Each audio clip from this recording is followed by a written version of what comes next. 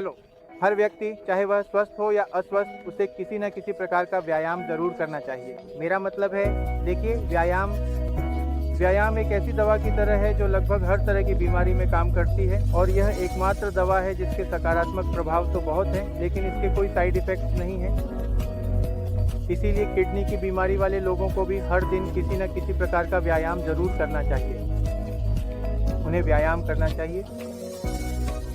सभी व्यायामों में सबसे अच्छा व्यायाम योग है, लेकिन योग करने से पहले कुछ बातें हैं जिन पर आपको ध्यान देना चाहिए, जैसे कि आप इसे कब करते हैं, कैसे करते हैं और इसकी शुरुआत कैसे करते हैं। ये सब बहुत महत्वपूर्ण है। योग करने से पहले एक बात का ध्यान रखें। नंबर 1, वार्म अप एक्सरसाइज करें। योग से पहले कुछ वार्म अप एक्सरसाइज करें जिन्हें मैं आपको आगे योग सत्र में दिखाऊंगा।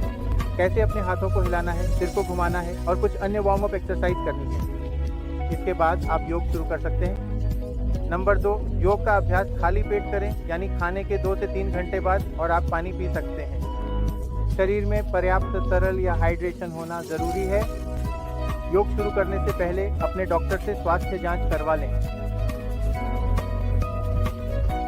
डॉक्टर आपको बताएंगे कि आप कितनी मात्रा में, कितनी बार और कितने समय तक व्यायाम, शारीरिक गतिविधि या योग कर सकते हैं। ठीक है, फिर भी मैं यही कहूँगा कि जिन लोगों को किडनी की बीमारी है उन्हें कोई भी योग धीरे धीरे और सावधानी से करना चाहिए, समझे?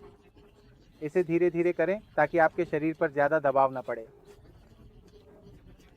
अगर किसी भी व्यायाम के बाद आपको कोई असुविधा, बेचैनी या दर्द महसूस हो तो वह व्यायाम तुरंत बंद कर दें। तो योग करने से पहले ये सभी सावधानियां जरूर बरतें। जितनी ज़्यादा सावधानी बरतेंगे उतना अच्छा है, क्योंकि धरती पर योग से बेहतर कोई व्यायाम नहीं है। जिन लोगों को किडनी की समस्या है, जैसे कि जो डायलिसिस करवा रहे हैं या जिनका किडनी ट्रांसप्लांट हुआ है, उन्हें नियमित रूप से योग करना चाहिए। ऐसे कई आसन हैं, जैसे शशांकासन, मंडूकासन, भुजंगासन और शलभासन। साथ ही विभिन्न प्रकार की मूवमेंट्स, हाथों की मूवमेंट्स, पैरों की मूवमेंट्स, फीट की मूवमेंट्स, जो उनकी रीढ़ की हड्डी को भी हिलाने में मदद करती हैं। उन्हें ये सभी चीज़ें करनी चाहिए। कुछ मुद्राएं भी हैं, जैसे अपान वायु मुद्रा, जो खास तौर पर किडनी के मरीजों के लिए लाभकारी है। तो जिनका किडनी ट्रांसप्लांट हुआ है या जो नियमित डायलिसिस पर हैं, चाहे हफ्ते में 1 बार या 3 बार, अगर वे ये अभ्यास करते हैं तो वे निश्चित रूप से एक स्वस्थ जीवन जी सकते हैं। सबसे पहले हम पैरों के व्यायाम करेंगे। देखिए, किडनी के मरीजों को अक्सर पैरों में दर्द, घुटनों की समस्या और चलने में दिक्कत होती है। तो अगर वे ये व्यायाम करें तो न केवल उनके पैर बेहतर होंगे, बल्कि उनकी किडनी को भी लाभ मिलेगा। सबसे पहले हम चटाई पर बैठेंगे। योग करते समय आपको सीधे जमीन पर नहीं बैठना चाहिए, बल्कि चटाई पर बैठना चाहिए, क्योंकि हमारा शरीर एक कंडक्टर है और इसके कारण हमारे शरीर की ऊर्जा जमीन में ट्रांसफर हो सकती है। इसीलिए हम योगा चटाई पर करते हैं। जब आप चटाई पर बैठ जाएं तो दोनों पैर सीधे रखें, दोनों हाथ घुटनों पर रखें। या अगर आपको किडनी की समस्या के कारण विशेष असुविधा हो रही है तो आप दोनों हाथ पीछे रख सकते हैं ताकि सहारा मिल सके। अगर आपको सहारे की जरूरत है तो हाथ पीछे रखें। कुछ रोगी यदि सक्षम हो तो अपने हाथों को घुटनों पर रख सकते हैं, लेकिन यदि ऐसा संभव न हो तो सहारे के लिए अपने हाथों को पीछे रखें तथा अपने पैरों को एक साथ रखें। पैरों को आपस में मिलाकर रखें। अब धीरे धीरे अपने पैरों को आगे और पीछे हिलाएं। पैरों को आगे ले जाएं, फिर वापस ले आएं और इसे धीरे धीरे दोहराएं। लेकिन ध्यान रखें, जब आप अपने पैर मिलाकर रखें तो उनके बीच कोई अंतर नहीं होना चाहिए, जिससे आपके पैरों के बड़े जोड़ सक्रिय रहेंगे। जितना अधिक आप अपने पैरों को हिलाएंगे, उतनी ही ताकत आपको इस व्यायाम से मिलेगी। अब इस क्रिया को पूरा करने के बाद हम पैरों को बाईं और दाईं ओर घुमाएंगे। अपने पैरों को बाईं और दाईं ओर पूरी तरह घुमाएं, लेकिन अपने पैरों को आपस में मिलाकर रखें, इन्हें एक साथ रखें। आपकी छोटी उंगलियां चटाई को छूनी चाहिए। इन क्रियाओं को धीरे धीरे करें, जिससे आपके पैरों और टांगों में लचीलापन बढ़ेगा। अब घड़ी की दिशा में गोलाकार घुमाव करें। धीरे धीरे दाईं से बाईं ओर घड़ी की दिशा में घुमाएं। ध्यान से देखें, मैं आपके लिए यह क्रिया करके दिखा रहा हूँ। इसे 5 से 7 बार करें या अधिकतम 8 से 10 बार तक करें। फिर इसे विपरीत दिशा में करें और फिर से बाईं से दाईं ओर घड़ी की दिशा में घुमाएं। इससे मरीज को आराम और गति में आसानी मिलेगी। डायलिसिस पर रहने वालों को अक्सर काफी असुविधा होती है, तो ऐसा करने से उन्हें घर पर ही व्यायाम मिल जाता है। टांगें स्थिर रहती हैं, पहले घुटने स्थिर रहते हैं। आराम करें। अच्छा,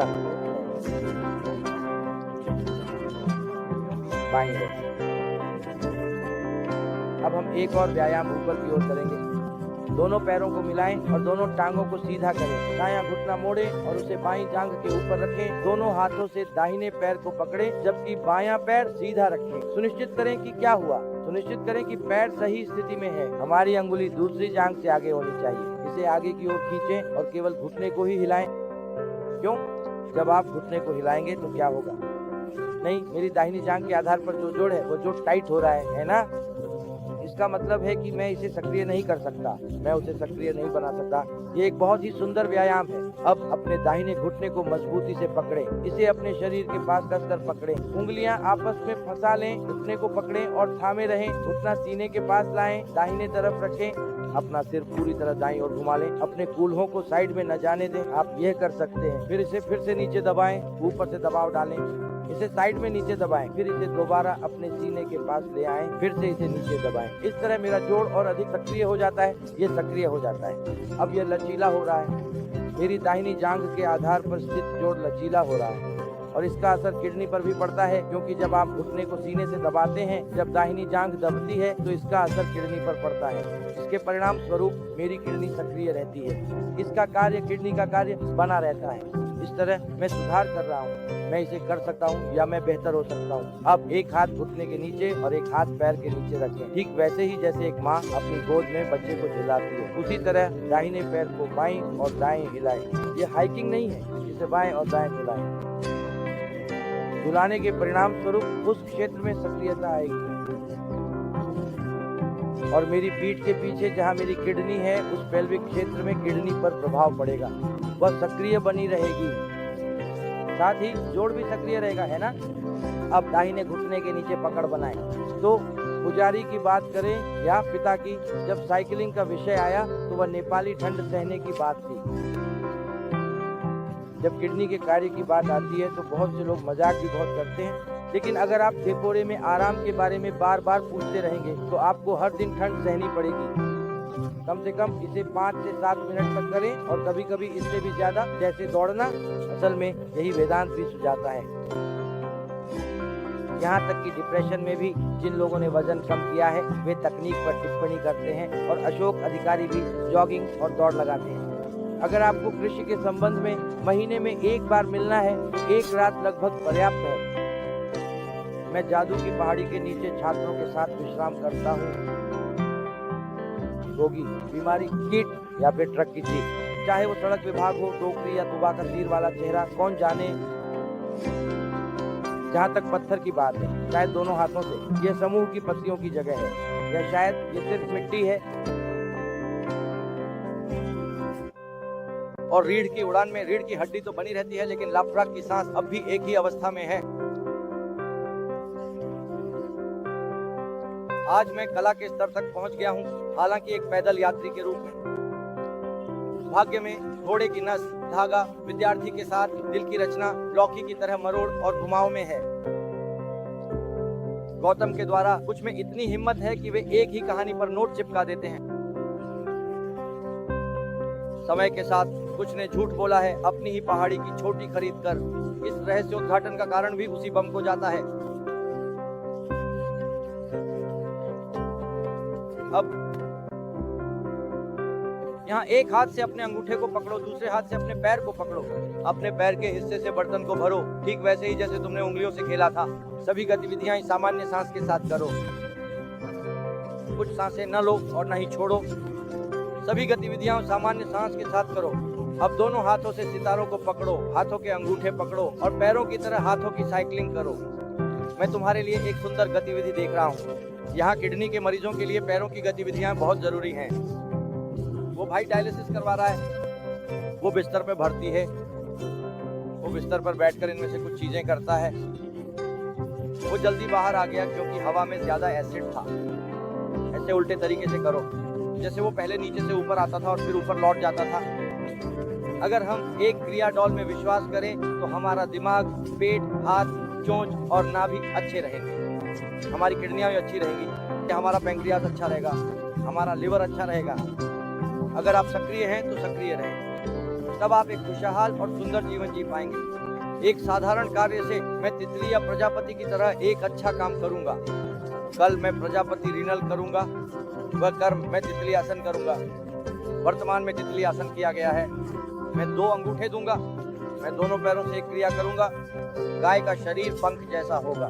मैं इसे दोनों हाथों से पकड़ूंगा, दोनों पैरों से पकड़ूंगा और 2 उंगलियों से हिलाऊंगा। जब प्रजापति रीनल को हिलाता है तो कल मैं दोनों हाथों से हिलाऊंगा। एक आसन था हमारे श्वसन अंग के लिए एक अच्छा आसन, क्योंकि श्वसन अंग पहाड़ों की तरह होते हैं। उसके अंदर किडनी एक महत्वपूर्ण अंग है, जो अगर किसी कारणवश निष्क्रिय हो जाए तो वह सही से काम नहीं करेगा। इसलिए शरीर ठीक से बाहरी पदार्थों का निष्कासन नहीं कर पाएगा। लेकिन ये क्रियाएं हमारे सभी बाहरी पदार्थों को बाहर निकाल देती हैं। तरल पदार्थ हमारे श्वसन अंगों से आसानी से शरीर के बाहर निकलता है और हम धीमे हो जाते हैं। गल काबे दबी में ला शादी दिबी, ये हमारे टखने के जोड़ का परिणाम है, जो नस के जोड़ के बहुत कड़े हो जाने से होता है। सेबुटो धीरे धीरे लचीला केंद्र, मुंह नमनीय केंद्र।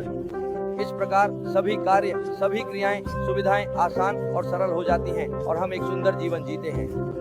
अरे दोनों खंभों को सीधा करो, ठीक से आराम करो। खंभों को खोलो, अपने हाथ पीठ के पीछे रखो, आराम करो।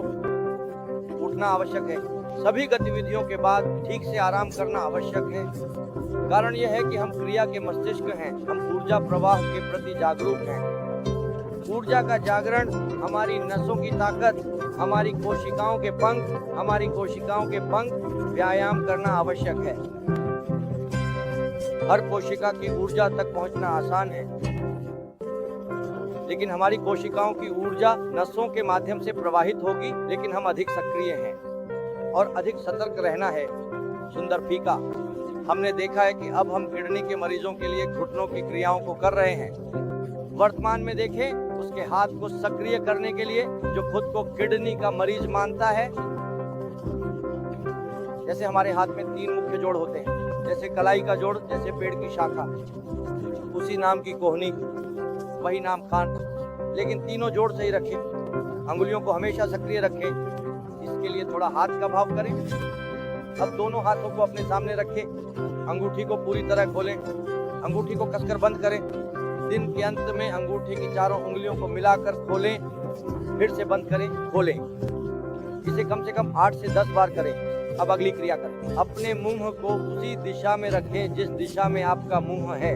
अपने अंगूठों को बुढ़ंगुली के अंदर रखें। अंगूठों को गोल घुमाते हुए कलाई के चारों ओर घुमाएं। हाथ को घुमाएं। हाथों को पूरी तरह सीधा रखें, केवल कलाइयां ही बड़े हिस्से पर लगी। उंगलियों का छोटा या बड़ा हिस्सा गोल घुमाएं, केंद्र में लाएं, गोल गोल अंदर बाहर घुमाएं। इसे उल्टा पलटा दें, अंदर बाहर कर दें। बाहर से अंदर की ओर 8 से 10 बार घुमाएं। फिर मुंह को अंदर से बाहर की ओर घुमाएं। इसे भी 8-10 बार करें। फिर कलाई और वह जोड़ धोएं जो पूरी तरह सक्रिय है। अब हम लिखेंगे और बाकी सभी चीजें करेंगे। केवल फंक्शन कर फरनी लिखें। बेजी क्रिया करें, हाथ से लिखें। अब दोनों हाथ खोलें, पपुली पंचांगु निमिक्स को पकड़ें। पपुली का वजन उठाएं। इनमें से अमर कलाइयों की सक्रिय करीबा पिन अगुस्ते क्रिया है। मौजूदा पपुली का उल्टा, कंधों को लाना, कंधों को छूना, फिर से ऊर्जा लेना। इसके बाद हमारे कोहनी के पास का जोड़ हमेशा मुक्त रहेगा। हमारी कोहनी लचीली रहेगी। हम समाज का काम आसानी से और तेजी से कर पाएंगे। इसीलिए कोहनी और क्रिया करना बहुत सुंदर क्रियाएं हैं। अब दोनों हाथों की 2 उंगलियां आपस में मिलाएं। कंधे को ऊपर उठाएं। सबसे पहले कोहनी की कोहनी, धीरे धीरे कोहनी के पीछे जाएं। सांप का ऊपरी हिस्सा धीरे धीरे। इसलिए किडनी पूरी तरह से सक्रिय हो जाएगी। कान का शरीर भी सक्रिय हो जाएगा। अंदर की ओर घुमाएं जैसे पहले किया था। कोहनी को मोड़ें। इसके विपरीत भी करें। प्रत्यक्ष क्रियाएं कणिका हब को उलट देती है। हम पहले गोल गोल घुमा करते थे। बाहरी नस सक्रिय थी, लेकिन इसके विपरीत अंदरूनी समूह भी एक अलग तरीके से सक्रिय हो जाता था। नतीजतन कुछ समय बाद नस के दोनों ओर पूरी तरह सक्रिय हो जाएंगे और हम भी पूरी तरह सक्रिय हो जाएंगे। अपने हाथ नीचे रखें, अपने हाथ ऊपर रखें। अब क्या आपको पता है कि हमने अपने पैर और हाथ कैसे हिलाए? वर्तमान में सबसे महत्वपूर्ण हरकतें हमारी पीठ की होती हैं। पीठ को सीधा रखना आवश्यक है। थायराइड, पैराथायराइड और हमारे सिर का ऊपरी भाग सभी पीठ की ओर स्थित होते हैं। अपनी पिट्यूटरी ग्रंथि को पीछे सक्रिय रखें। हमें पीठ के व्यायाम करने की आवश्यकता है। धीरे धीरे अपना सिर आगे की ओर झुकाएं। धीरे धीरे अपनी ठुड्डी को छाती तक लाएं। धीरे धीरे फिर रुकें और इसी स्थिति में रहें। फिर अपनी पीठ को रीढ़ तक सीधा कर लें, चेहरा पूरी तरह ऊपर आसमान की ओर करें। फिर धीरे धीरे इसे फिर से आगे लाएं और फिर धीरे धीरे इसी तरह पीछे ले जाएं। इस आगे पीछे की पीठ की हरकत को कम से कम 4 से 5 बार करें। जिन लोगों को किडनी में दबाव है, जिनका किडनी ट्रांसप्लांट हुआ है या जो डायलिसिस पर हैं, उन्हें ये व्यायाम नियमित रूप से घर पर बेहतर होगा कि बिस्तर पर ही करें। इसे बगीचे में, अपने लॉन पर या अपनी छाती पर करना भी बहुत अच्छा है। अब अपनी पीठ को धीरे धीरे दाईं ओर और बाईं ओर ले जाएं। दायां कान दाएं कंधे को छूना चाहिए, फिर बाईं ओर बायां कान बाएं कंधे को छूना चाहिए। इस तरह अपनी पीठ को बाईं और दाएं घुमाएं। इसे कम से कम 4 से 5 बार करें, क्योंकि अगर आप निष्क्रिय हो जाते हैं तो कोई भी बीमारी हमला कर सकती है। शरीर को सक्रिय रखें, ये बहुत अच्छे व्यायाम हैं। अब आराम करें, अब गोलाकार गति करें। धीरे धीरे बाएं से दाएं घड़ी की दिशा में, यानी दाएं से बाएं घुमाएं, जैसा कि मैं दिखा रहा हूँ। ऐसे 4 से 5 बार करें। सिर्फ उन्हीं लोगों को यह पीठ घुमाने वाला व्यायाम नहीं करना चाहिए जिन्हें हाई ब्लड प्रेशर है, उनके लिए यह घुमाव अनुशंसित नहीं है। अब इसे विपरीत दिशा में करें, बाएं से दाएं घड़ी की उल्टी दिशा में। इसे भी कम से कम 4 से 5 बार करें, क्योंकि अगर हाई बीपी वाले लोग ये करें तो उन्हें चक्कर आ सकते हैं, इसलिए उन्हें ये नहीं करना चाहिए। अगर आप इसे आंखें बंद करके करें तो ये और भी अच्छा है, क्योंकि अगर कभी कभी आपको इसे करते समय चक्कर या मतली महसूस होती है तो आंखें बंद रखने से आपको चक्कर या मतली नहीं होगी। ये एक बहुत ही सुंदर व्यायाम है। यह आपकी पीठ और सिर के सभी हिस्सों को सक्रिय रखता है। जब थायराइड, पैराथायराइड और हमारी ग्रंथियां स्वस्थ रहती हैं, शरीर का आंतरिक संतुलन और सभी अन्य ग्रंथियां भी सही तरीके से काम करेंगी। अब आराम करें।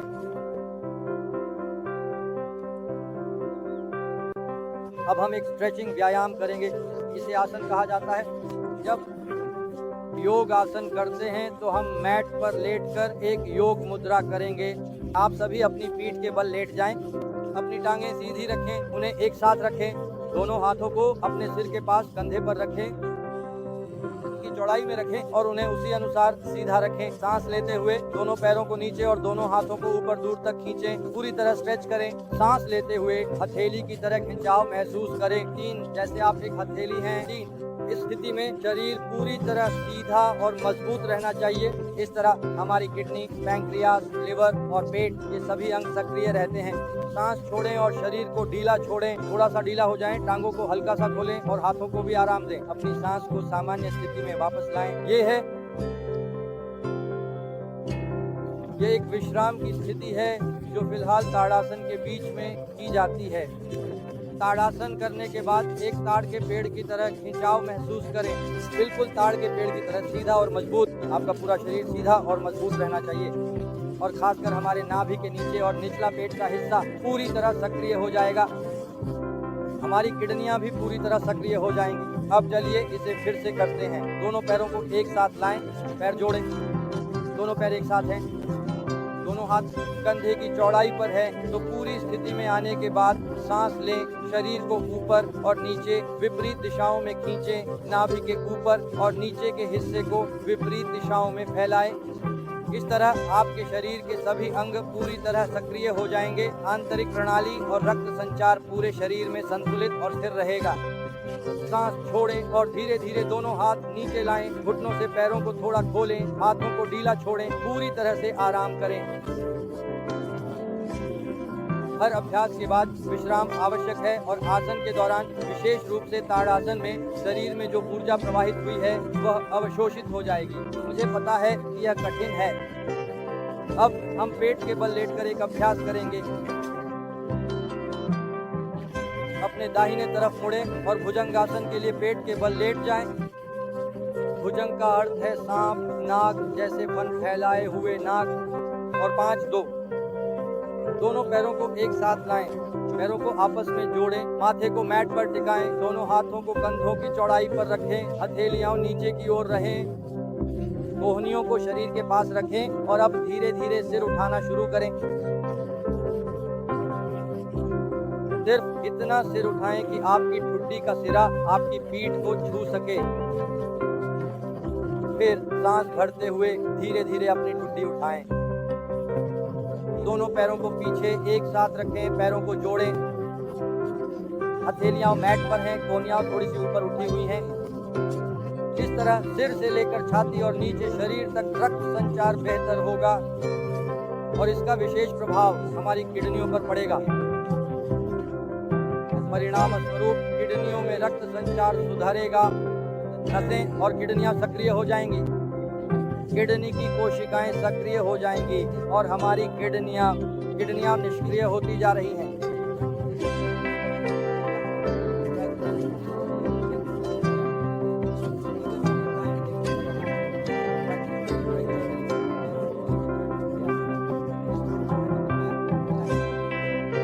दोनों हाथ नीचे पीछे रखें, गति बनाए रखें, मुंह कोहनी को उसी पर रखें, उसकी ओर।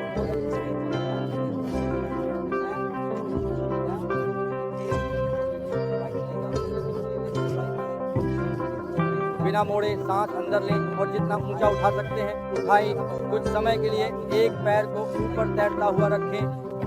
इसी तरह धीरे धीरे सांस छोड़ें और पैर को वापस नीचे ले आएं। इसका किडनी पर बहुत अच्छा प्रभाव पड़ता है। इस तरह निष्क्रिय किडनियां भी फिर से सक्रिय हो सकती हैं। अब यही प्रक्रिया बाएं पैर के साथ करें। अब बाएं पैर को सीधा ऊपर उठाएं, इसे न मोड़ें। अपनी क्षमता के अनुसार जितना ऊंचा उठा सकते हैं उठाएं। गुर्दे में दबाव वाले लोग चाहे बिस्तर पर हो, बगीचे में हो, बालकनी में हो या फिर अस्पताल में भर्ती न हो, धीरे धीरे सांस छोड़ें और दबाव को कम करें। याद रखें, जब भी आप कोई आसन करते हैं उसमें एक प्रवाह होता है। आपका शरीर ऊपर उठ रहा है, ऊपर उठाते समय सांस अंदर लें, नीचे आते समय सांस छोड़ें और नीचे लाते समय सांस छोड़ें।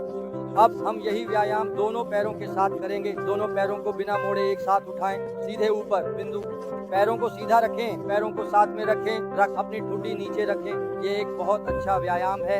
यह पैरों में रक्त संचार को बेहतर बनाता है और हमारी रीढ़ की दोनों तरफ 2 किडनी होती हैं। दाईं और बाईं दोनों तरफ सक्रियता आएगी, रक्त संचार बेहतर होगा, जीवन ऊर्जा बनी रहेगी, जिससे सब कुछ सक्रिय रूप से चलेगा। नौस्त्री अमीन। धीरे धीरे आसन से वापस आएं, प्राणो विश्राम करें, शवासन, नेता गुरुबो। दाईं ओर करवट लें और विश्राम करें, शवासन। आसनों को पूरा करने के बाद अंत में विश्राम करें, शवासन। जैसे एक छोटी उड़ान होती है वैसे ही हमारे शरीर को भी विश्राम करना चाहिए। दोनों पैरों को थोड़ा खोलें, लगभग 1 से 1.5 फीट की दूरी पर। दोनों हाथ शरीर के बगल में रखें, मुंह को ढीला छोड़ें, पूरा शरीर विश्राम में रहे। मैं अपनी आंखें बंद नहीं कर सकता। अपनी आंखें बंद करो बहन, बस लेटे रहो, बिना उठ नहीं।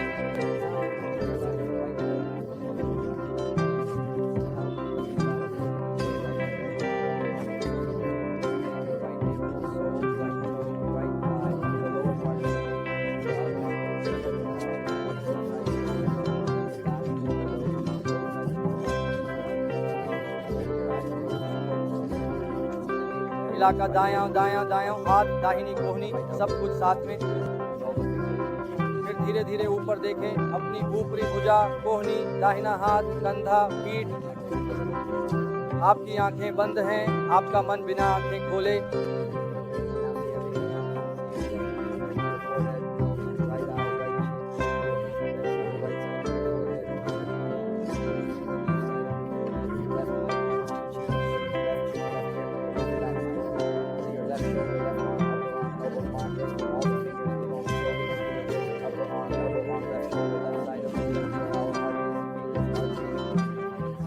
छाती के साथ नाभि, नाभि के नीचे का क्षेत्र। अब बाएं जांघ, बाएं घुटने, बाएं टखने को देखें।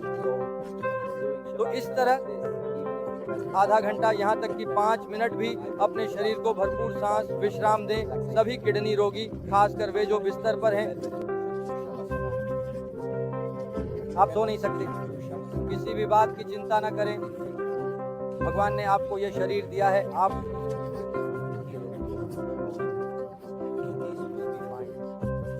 एक सामान्य व्यक्ति की तरह अपना जीवन जी सकते हैं।